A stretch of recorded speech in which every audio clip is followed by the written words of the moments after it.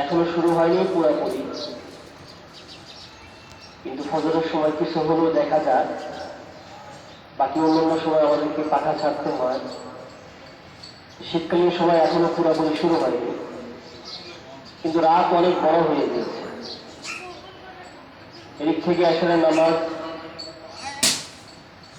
আগে হয়তো 9:30, সেই এশারের নামাজ এখন 7:30 হয়।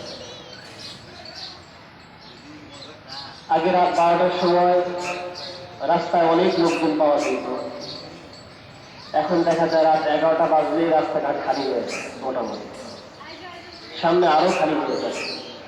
শীতকালীন সময়টা এরকমই থাকে। আবার ওদিক থেকে ফজরের নামাজ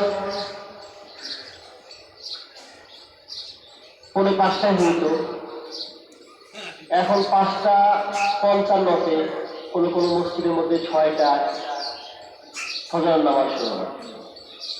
সামনে এটা আরো বাড়বে, লম্বা একটা সময়। আমাদের সারা বছর সম্ভব না হলেও এই যে লম্বা সময়টা, এই যে শীতকালীন সময়টা, রাসূল করিম সাল্লাল্লাহু আলাইহি ওয়াসাল্লাম এই শীতকালীন সময়কে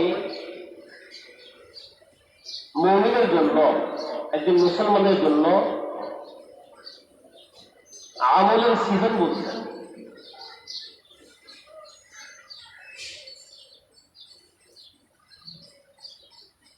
মুমিনের আমলের সিজন রমজান মাসে আসে, আবার শীতকালীন সময়ও আসে। চাইলে মুমিন এই সময় অনেক আমল করতে পারে। হাদিসের মধ্যে আছে এই কথা। আল্লাহ রাসূল সাল্লাল্লাহু আলাইহি ওয়াসাল্লাম হাদিসের মধ্যে এইভাবে বলছেন, যেহেতু রাত অনেক লম্বা হয়, সেই জন্য তোমাদের শেষ রাতে আল্লাহকে ডাকার একটা সুযোগ থাকে।